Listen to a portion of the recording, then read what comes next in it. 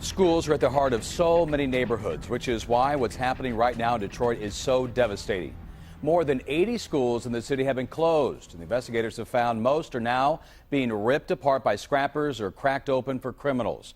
Who let this happen? How can it be stopped? Well, tonight residents and leaders are demanding answers and action. And we're answering the call with two reporters. Ronnie Dahl, Simon Shaquette will begin with live reports right now. Let's start with Ronnie, live on Detroit's East Side. Hey, Jeff, you know, schools like this used to be the fabric of their community, but now it's not only an eyesore, this is a dangerous structure allowed to decline. And one school board member is pointing the finger directly at Lansing.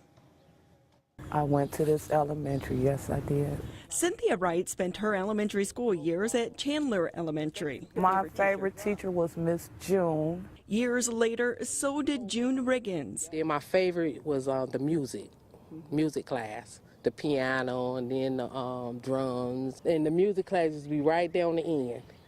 Right there on the end. There is no more music coming from the classroom on the end or science being taught upstairs.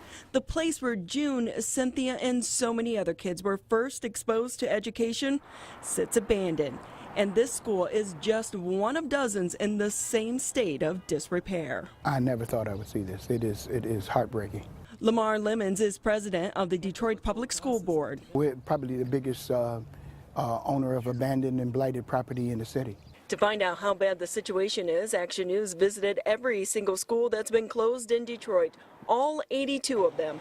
What we found is beyond shocking. On the east side, 33 schools have been closed.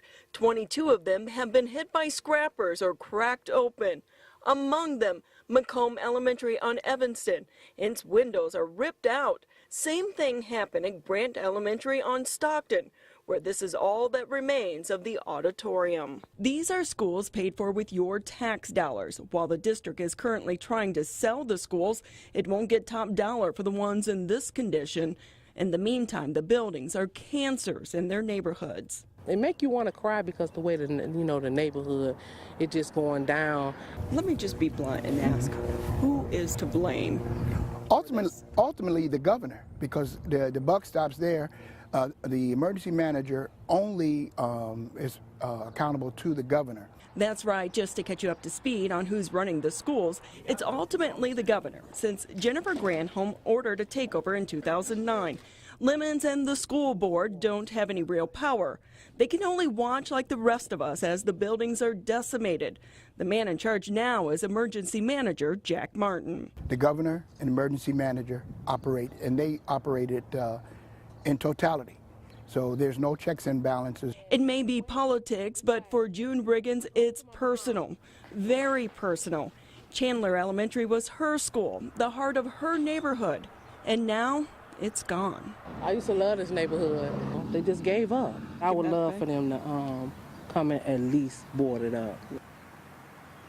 So many of the neighbors, though, they don't want to give up. You know, there are schools out there that are boarded up. They are secure. They look nothing like this one here, which makes you wonder, why was this allowed to happen? Why wasn't security taken more seriously?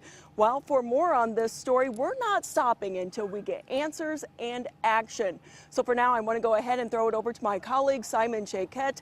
He is in on this investigation, looking at schools on the city's west side. Those schools have been hit hard over there as well, Simon.